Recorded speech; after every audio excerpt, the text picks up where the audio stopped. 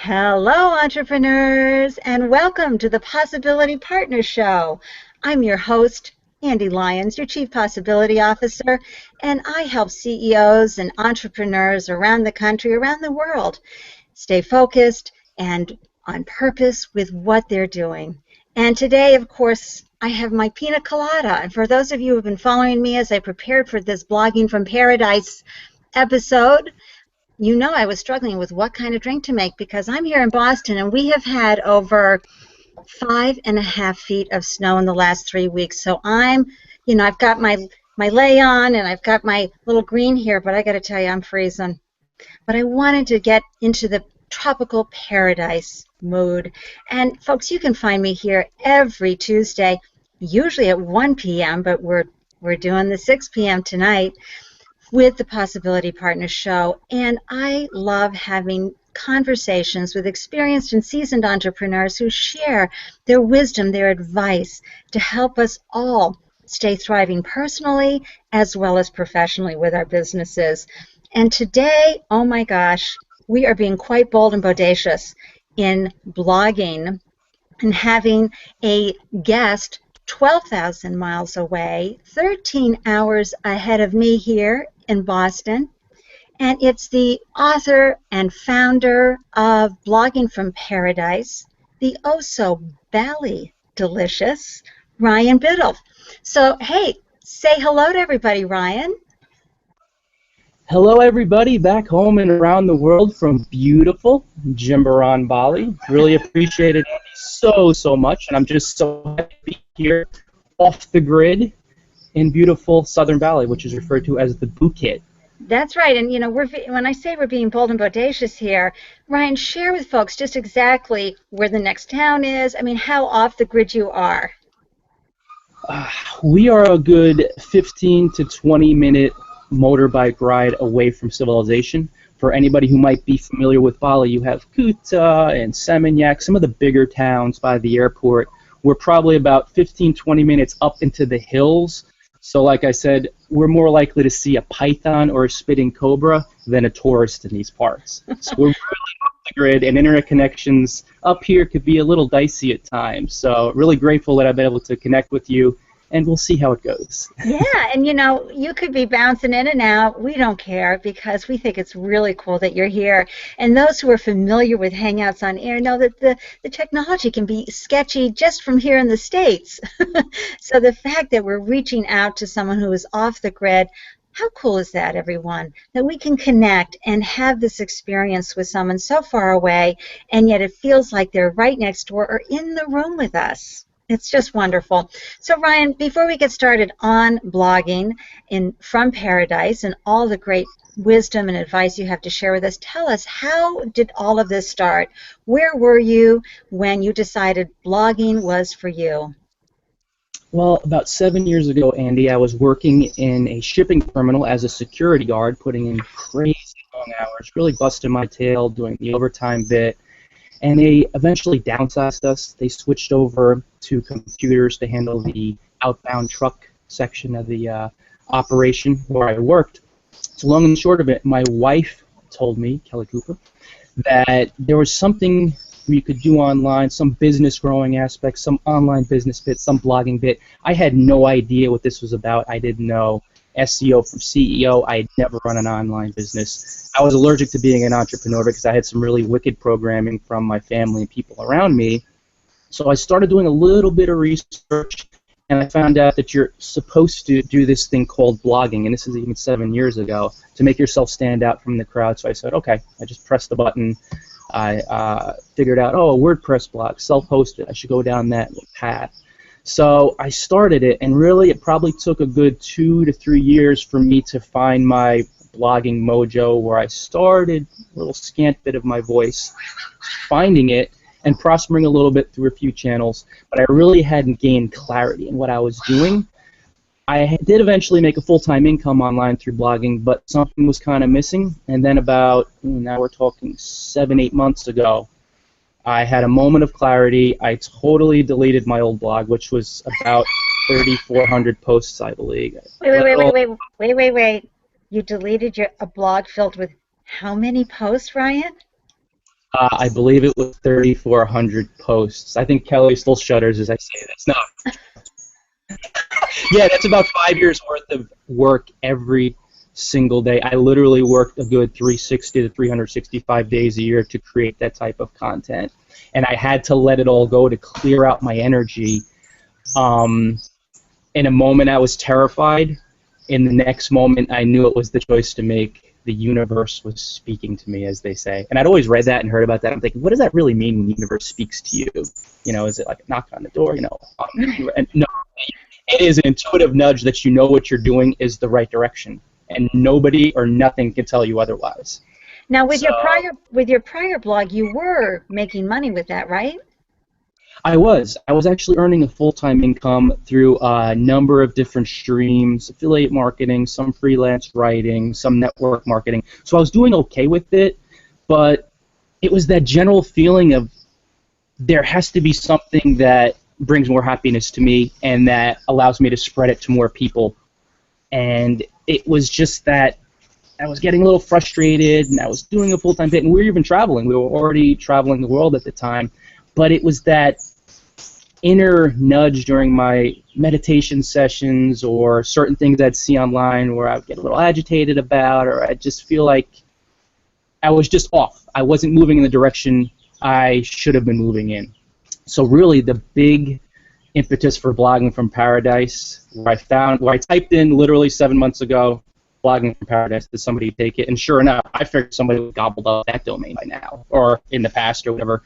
But I got it when I typed it in. Literally, it was 5 minutes after I told my web developer to do a redirect on my old blog to get rid of these other posts, where I literally let go of 5 years worth of work almost every single day. Some days I was posting 20, 30 times a day, short little video posts, 500-word blog posts, and releasing precedes acquiring.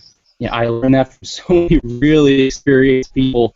And firsthand, so right there, if you start off, hitting the ground running and really feel inspired with it, you have to let go anything that's holding you back, and it's really not holding you back. You're holding on to it. So Right. that old blog was the albatross, and I got rid of that, and the new one it took off relatively quickly. And you say in one of your books that I've read, which is so wonderful, about creating the mindset of a successful blogger, you talk about how what it was like before. I mean, you were making money, but it was a struggle for you to write even 750 words for a blog post. But once you let go and you tapped into where you really wanted to be and how you really wanted to be communicating to folks, more words start pouring out, right? It's so true, Andy. I think of like swimming across a lake with a leaded weighted jacket, and that's what it felt like before. I'd have to put in 15-hour days, and sure, I made some money, and I grew a little bit of a community, but like when I gained that clarity, when I let go of that weighted jacket, say 75 pounds, it just felt like I was traipsing across a little brook or stream, and I went from like struggling to write 700-800 words to now I only publish once a week, but I put out a 7,000 to 8,000 word basically mini ebook, and it will be going live Wednesday morning around 7. It should be, depending on tech here in Bali. But it's one of those things where it just happened so effortlessly. I started telling my silly blogging stories or my travel stories and linking them into blogging and doing stuff along those lines, and it all became so much more effortless when I let go that extra weight that I really didn't need to be attached to. That is really a great idea, because so often we start off on a topic in a blogging in a space that we want to be in. It really isn't our passion. We've looked at it with our critical eye and brain and said, I think this is where the money is. And instead you said, no, it's how I want to be in the world and how I want to express myself, and you started creating. And what was different? Did you set up a new website? I mean, I thought, okay, I just have to say how cool it was that the name bloggingfromparadise.com was waiting for you. It was there. I mean, you know what it was, Andy? I looked at my old blog, and it was more geared towards, about 63 or 72 topics. No, it was one of those deals where I was just covering everything. I mean, I wrote 1,000 inspirational quotes, and I thought they were pretty good, pretty inspiring. People liked them. law of attraction, making money online. There were so many different, as a hodgepodge of everything. When I let go of that blog, I said, what's my life about? What do I enjoy doing the most? Well, I travel all over, and I love that. And I love blogging. Like, I genuinely, even though I had struggled, I do like writing the posts. I just think it was that money energy. Hey, sorry. I think it was that money energy of just trying to, like you said, where's the money at? So I'm like, oh, blogging from paradise. So I could talk about what have I done with my life. I've retired to a life of island hopping through smart blogging. And it just all hit me in that moment, and that's what I enjoy the most. That's what I'm most passionate about. So I just ran with it, and yeah, it was waiting for me. And sure enough, the next day, the first day after I went live, which was about 3 days after I went live with the post, after I bought the domain, one of the first 2 or 3 comments on my blog was from someone who was like, you know what, I was just researching that blogging from paradise domain, and I wanted to buy it 2 days ago, but you already got to it. How cool is that? Come on, that's awesome. You know, it's just a miracle. And then you went and you wrote 5 ebooks, like boom, boom, boom, boom, right? I'm churning them out quickly. I actually wrote 10 in 4 months, and yeah, 5 right off the bat, because again, I wasn't trying to write ebooks anymore. I was just quieting down a lot more. Of course, I was vibing high with my personal development and exercise and all that stuff and all the online stuff, but I just quieted down and just let it flow through me to the fingers, to the keyboard, to the Word doc, to the, and then that's that. And it was less about me writing the ebooks and more about me just listening and writing. Yep. So.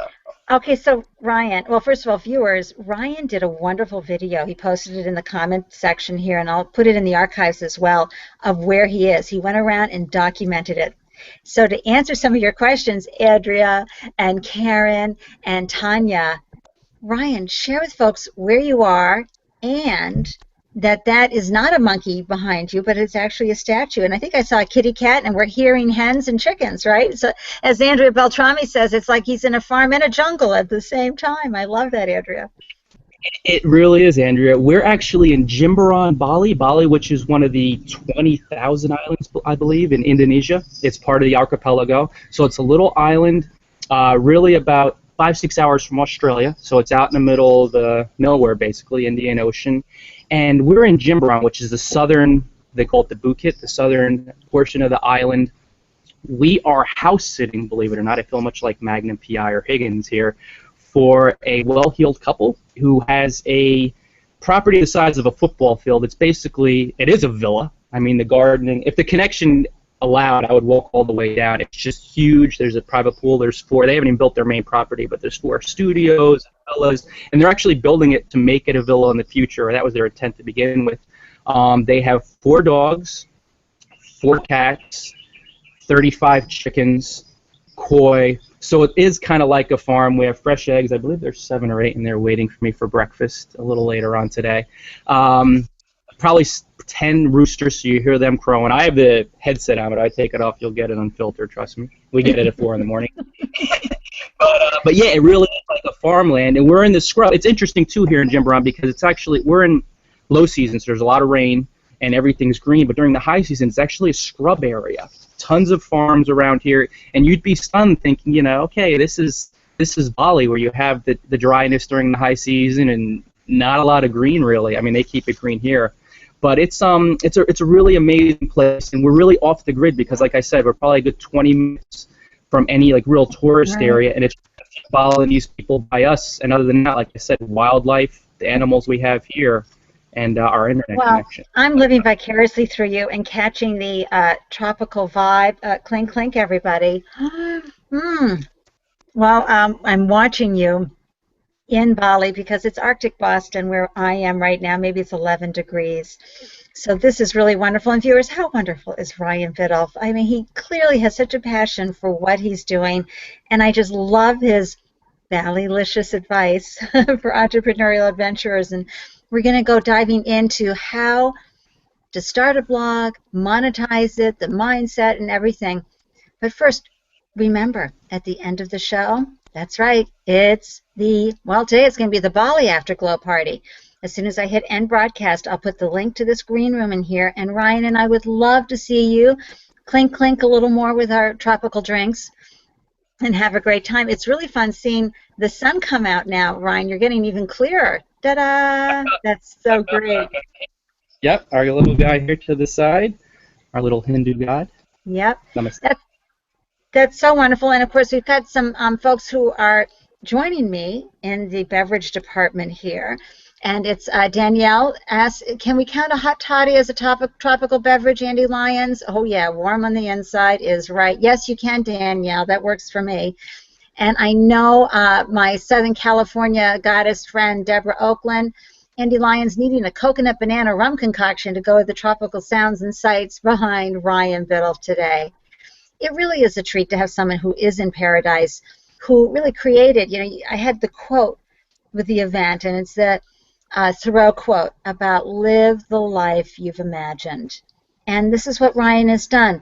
But it takes a little bit of smart planning, right, Ryan? I mean, here we go. Let's talk about blogging. Why was it blogging that you chose to do before and you continue to do?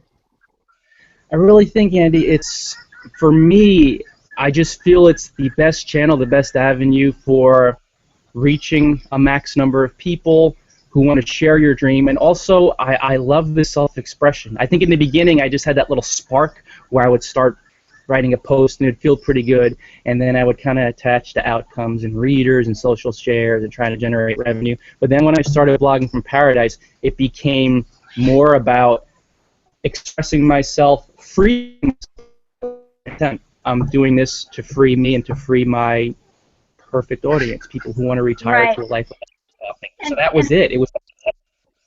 And what are some of the pitfalls that you've seen happen to folks when they've created blogging? Their blog. Total attachment to outcomes. And for me, it was for a good 4 or 5 years where it's not even, okay, I'm attached. We're all attached to some type of outcome unless you're sitting in a wat up in northern Thailand somewhere meditating. We live a worldly life, and that I understand. But it's just that I'm blogging to get readers. I'm blogging to make money or to get more social shares. It's trying to manipulate outcomes, and what that does is that blocks your genius creative energy. That makes the greatest difference in the world. That helps you reach so many people, and that helps people who vibe with your dream find you through so many different channels. And I think that's really the biggest pitfall more than anyone else, any other pitfall. It's that idea that you're not blogging to free yourself, you're not blogging with at least somewhat of a pure intent to free your audience, you're blogging to get instead of blogging to give. And I think that's others online. That's what leads to the failure and leads to the struggles. I know it did for me for so many years. But once I changed that intent to freeing me, I'm blogging to free me. I would just hold that in my mind and to free my audience, largely letting go of those outcomes. Then things started rolling. But it's getting. I always say to people, know why you're blogging. It's got to be bigger than money. Money is an inanimate object. Inanimate objects can't give you money. It's just nothing in and of itself. Money flows to and through people from a source. So if you're focusing on that freedom and you're focusing on freeing those people, then you'll get the outcome that you move to the side. But, it'll take care of you. The money will take care of you. The prospering friendship, all those wonderful aspects of the universe. Absolutely. I love that. And, of course, blog to give, not to get. That's a love. I'm be tweeting that. So let's talk about SEO. I mean, do you care about that anymore when you're blogging? If you're coming from more of a clear place, or is that still important in reaching your audience? If you're entirely detached, entirely clear on a blog without SEO and just putting your energy out there without SEO. But I just think it's important to include a few basic keywords, because the way I look at it, people are looking for blogging tips, or digital nomads, people who want to retire to a life of island hopping, or even people who just want to retire to work at home. They just want to be around their family and enjoying where they're at. They're going to type certain things, not just so much into Google, because I don't try to game Google. I just put my content out there and let it be. But like Twitter, Facebook, even Yahoo, Bing, these other search engines people use, or like social networks like Triber, they put in keywords there as well. And if you're writing in-depth content and you have a couple keywords in the article, you maybe have one in the title, and you do that persistently, post after post, switching up keywords with same niche, they'll find you. So it certainly helps SEO. I'm very light in the SEO department, meta tags and all that, and that could definitely benefit you.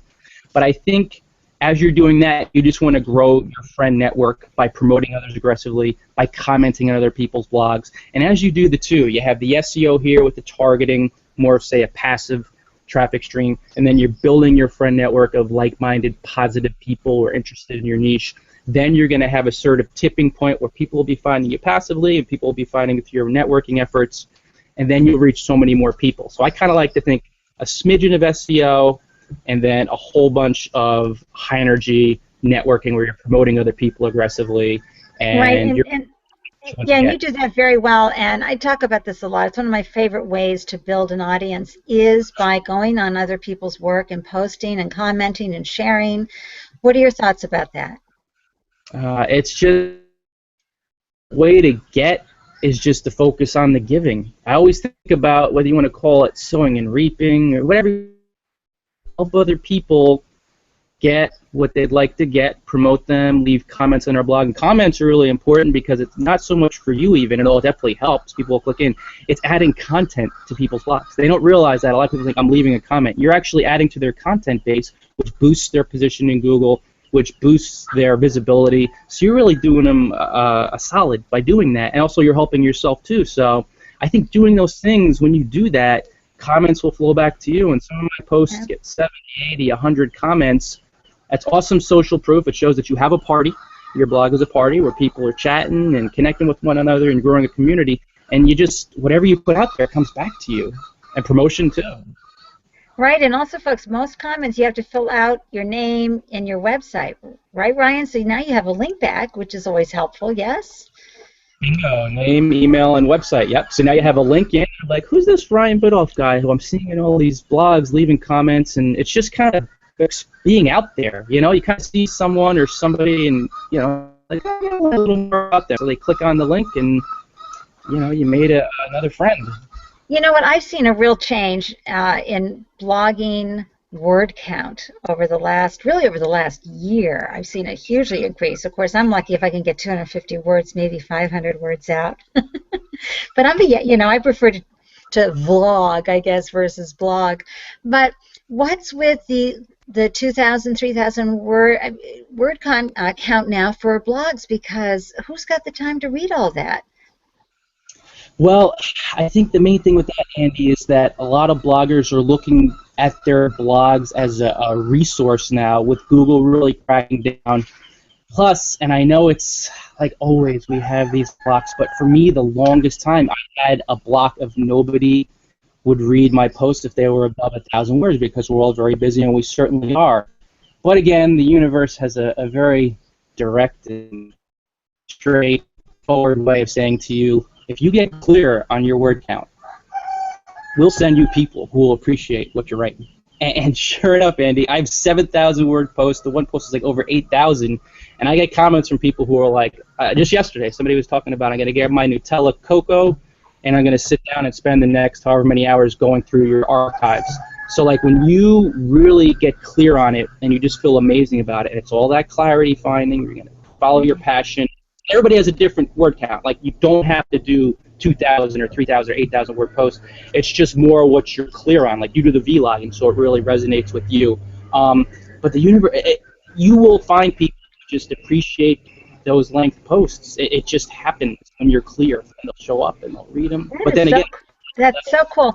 And let's talk about websites, because we were talking before we went live about how some folks have 50,000 followers and they've still got a simple little website, and other people, and yet sometimes when you're rebranding or repositioning, or sometimes you're just tired of the colors you've been using for the last 5 years and you want to get a new skin and theme out there. I understand that, but I'm thinking you don't have to be that fancy schmancy. What are your thoughts? Take a look at my site. It's a basic theme. It's a premium theme. I've had designers say, you gotta stop hacking that basic theme and get a premium theme on there. And I'm like, I always recall Steve Pavlina, personal development blogger, and he was really generating some otherworldly revenue with an old Kubrick theme you would look at it, you'd be like, what is this? If you didn't know anything about the guy and you didn't read the post. So it's really not so much the vehicle, but how you feel about it. And I think for me, I like that. the more I'm clear on, you know what, I like a bunch of white space, I like a bunch of selfies of me, I like, just showing that I'm living the dream. I have my little banner up top, my ebooks on the side. That's it.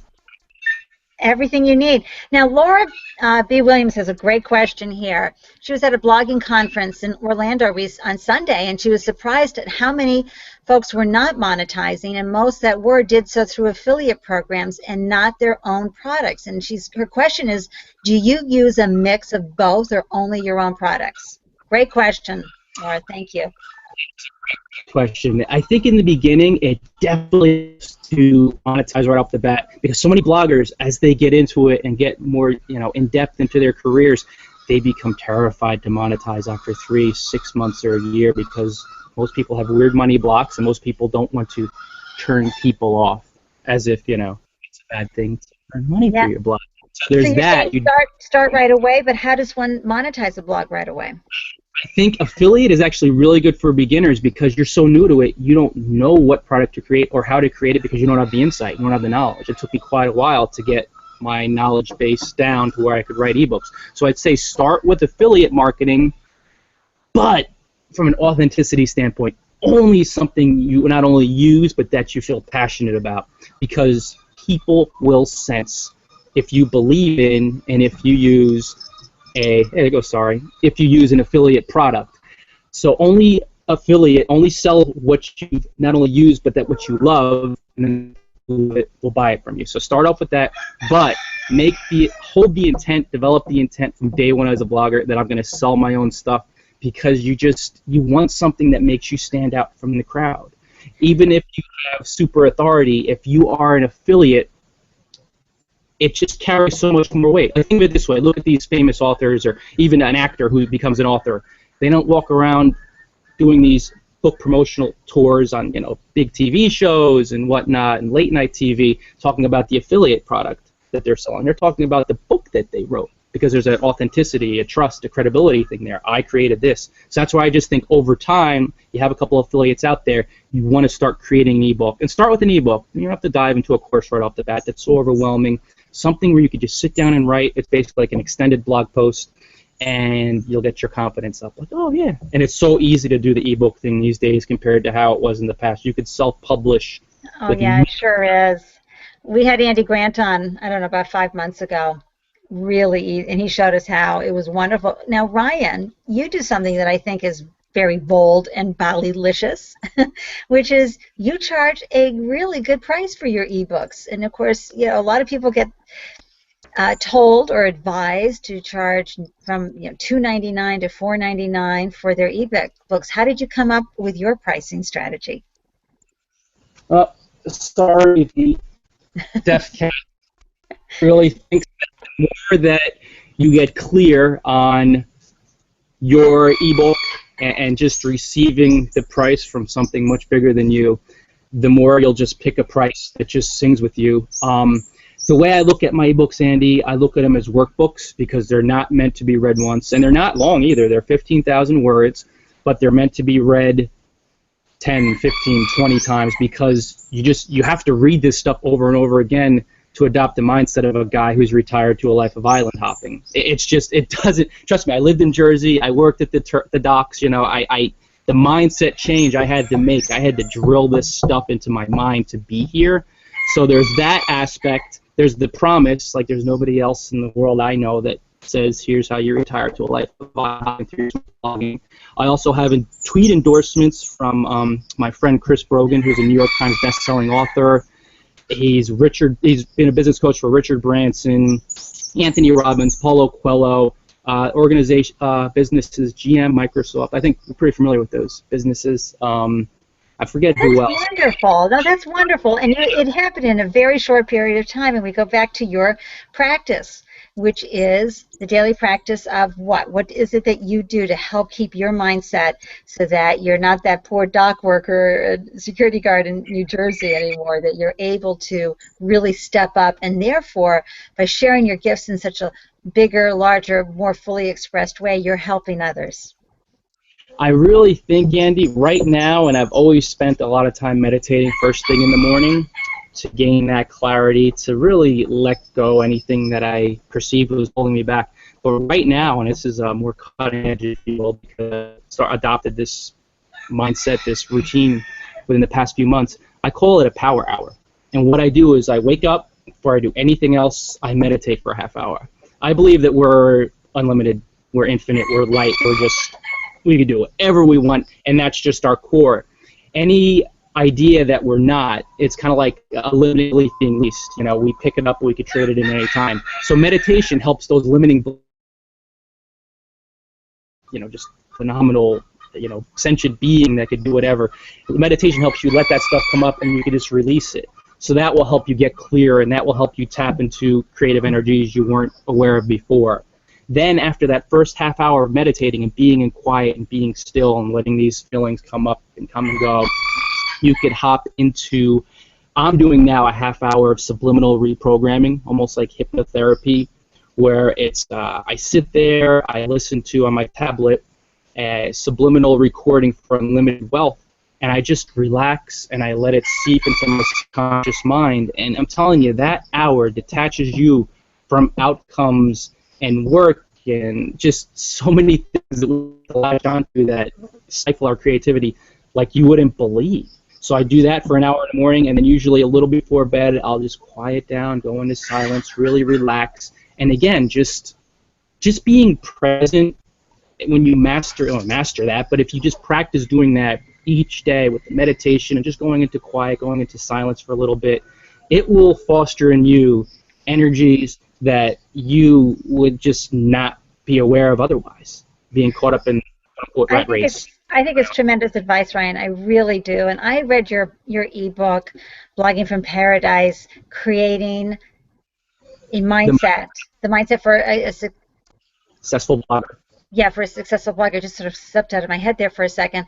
And your advice could be applied to anything anyone is doing in their life. Yes, it was great for blogging, but it's also wonderful strategies and advice. And you're right, it has to be read again and again to really absorb what it takes, the level of commitment when you want to up your game and really have an impact on the world by bringing yourself fully expressed. So I love that you've monetized your blog because, blogging really started in the 2000s sometime, 2004, and had a whole wonderful run for years.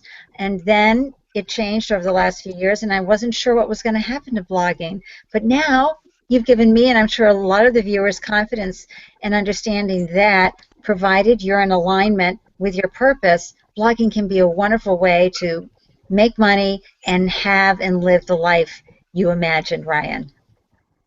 It really is, Andy. It's the clearer you are, the more aligned you are with your purpose, and the more you just hold your intent. And it's just the freeing intent.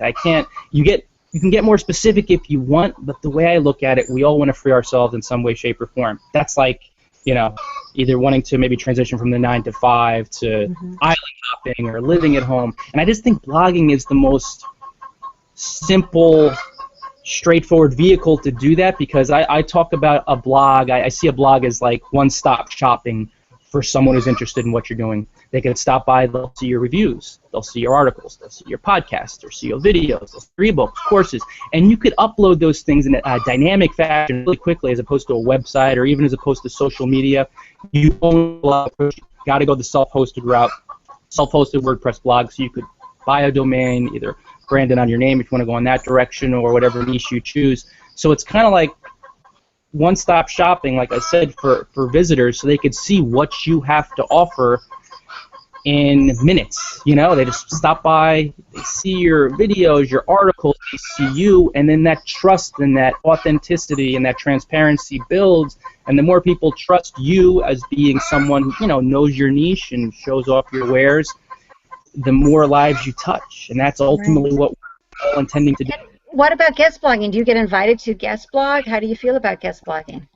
Quite a bit, yeah. These days I'm turning down a lot more because I'm just so busy with my blog posts because they're so in depth and writing for clients. I have a freelance writing business as well, so it's difficult for me to take on more guest posting opportunities these days. I strongly advise it because the way I look at it, if you're guest posting. I've guest posted a few times for ProBlogger, and I believe Darren Rose, ProBlogger.net. I believe he has 360,000 subscribers or something like that across all his networks. If I could write a blog post there and expose myself to that many people and my content, it's one of those deals where, I don't have nearly that many subscribers on my blog. So it's just the idea of leveraging. You can help someone else out, really inspire a huge crew of people, and then some of those other people will come over and say, hey, this guy's made some decent points. And what is your consistency with blogging, and what do you recommend? Right now, in the beginning, I would say at least a few times a week, at least 2 to 3 times a week, shorter posts, just to get your blogging mojo going, to get used to writing, get used to publishing, because hitting that publish button can be a very scary thing in the beginning. You're opening yourself up to so many new, different energies, exciting energies. But right now, I would say after a good 2 to 3 months of doing 2 to 3 times a day, I just love doing once a week, because I think it's not about publishing a blog post. It's about publishing a mini resource or publishing something that people could read and say, okay, I have something that I could re-reference and go back to, and I could just go back and study it some more. And that just, for me at least, I've just noticed a night-day difference from publishing every day or even publishing 2 or 3 times a week to publishing something that's a resource that if people typed in your keyword in Google, if they found that page, Google would be proud. The people would be like, hey, people who queried your search term would be like, that's what I needed. Thank you. I'm done. And that was their research. We only have a few minutes left. Share with folks how you can work with them or they can work with you and your possibilities that you see on your horizon. Sure, Andy. You could find me at bloggingfromparadise.com. That's my site. I do a few different things. I'm a freelance writer, so I help people from a wide variety of niches. I also do ghostwriting. I've ghostwritten a few eBooks and long-form blog posts as well. So if you're struggling to write content, I can help you out in that area. I'm also a blogging coach, so I do email support as well as in-depth reports, just helping you boost your blog traffic, boost your income. More than that, though, really to get clear on what blogging niche you want to choose. So those are really my 2 focus areas. Other than that, I do a little bit of affiliate marketing on the side. I would just say subscribe. I have an ebook size post coming out every week. It's coming out tomorrow on the East Coast. You guys are late Tuesday, so Wednesday morning, probably around 7, based on Bali internet connections. We'll see. But that's probably to get to know me. Let me work my way into your inbox. Subscribe. You only get 1 email a week. My 7,000, 8,000 word blog post. They're gaining traction. I like to think of them as kind of funny. I talk about my travel stories with a somewhat humorous bend, and then I relate them to blogging because I just feel the easiest way we could learn is from analogies between what we've experienced in life and our niche of choice. So those are the things I do as far as helping, and really, excuse me, more than anything else, I could just help you move toward a more freeing life, whether you want to retire to the top or you just want to retire home, or if you want to work your 9-to-5 job and you love it, you really enjoy your career, and you just want to open a passive income stream on the side, or you just want to blog and you enjoy to spread the word and write. I love it. Now, we have Jeffrey Dodd says, money is a positive energy flow of giving. Wow, Ryan Biddulph. Travel man is that he's calling you, and that's a nice point. Perfect, Jeffrey. Yeah, it really is. It's a blessing too, because that's the thing. It's just a neutral energy, and I think most of us, like me, I had so many negative beliefs around money that were just drilled into me from people who just lack the awareness. So I just casually over the years, and sometimes not too casually, release these beliefs by diving into freeing yet uncomfortable circumstances. And that's really the tipping point. Like, I went from a guy who, tearing up and crying, and I literally did. I was that frustrated 6 years ago, and being so heavily in debt and really encumbered, to doing this lifestyle bit and writing 8,000 word blog posts, and more than that, just retiring to places like Fiji. I lived in Fiji for 4 months last year, and in Bali for 4 months now. Sri Lanka, Costa Rica, Laos, Vietnam, all these awesome places, I just fell more in love with doing the freeing thing than feeling the fear of being uncomfortable. So That's once great. you, no, that's basically it, Andy. It's one of those I things when love you do it. that, money finds you, because money is just it can help you have more, do more, and be more. It can help expand your being, and it really is. It flows to you that positive energy. So I love that quote in Noodle. Yay! And Jeffrey also had one other question, which is, do you use I use Yoast SEO plugin, and I love it, Jeffrey. Do you use it too, Ryan? I think so. I have to ask the developer. Yeah, I love it. I think I might. I know I've used a few plugins, but yeah, plugin-wise, I kind of hand it over to my guy Phil Dews, and he handles all that stuff. But I think I do, Jeffrey. I think I'll check there. I promise. Hey, listen, I think that's great that he delegates. See, he writes it and shoots it off. I love that. Um, and another thing that I love about Ryan is his energy. I mean, well, of course, today it's Ballylicious is he, but also just open, welcoming, transparent, deeply caring man. I'm so glad you're out there. I'm so glad you joined me today. At this point in time, I love to wave and blow kisses to folks who stopped by but could not join us live. So if you give me just a quick second, I'm going to mwah, mwah, mwah, and wave to Nicole and Carmen and Neil Brown and Dave Pipe. I know it was pretty late tonight. Gretchen Van D.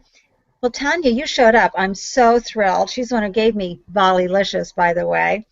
And Cameron Young, thank you for swinging by and taking the time to say hello. And, of course, to all the live viewers, wow, wow, wow.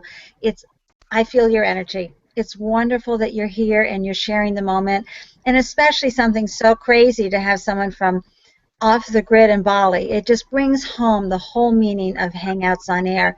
You can find Ryan heavily on Twitter and on Facebook, but primarily Twitter, right, Ryan? That's your favorite place to social media? Love it. Love that. It's the wild west of social media, but in a nice way, high energy way. 140 tweets, in and out every couple of minutes or sometimes every half hour. But yeah, that's my favorite platform. Just love it. So that's the best place to find me. That's great, and of course I'm always at the bar. I mean Twitter too, and feel free to connect. This is a guy who reaches out and really cares deeply about how we're all doing on our journey.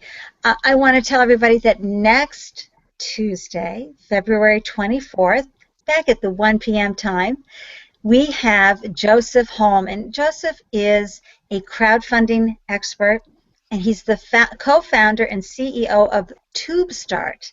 And TubeStart is a crowdfunding platform for film and video. Amazing. And he's going to be sharing all his delicious advice next Tuesday, 1 p.m. Eastern, here on the Possibility Partners Show on February 24th. I hope I see you all there.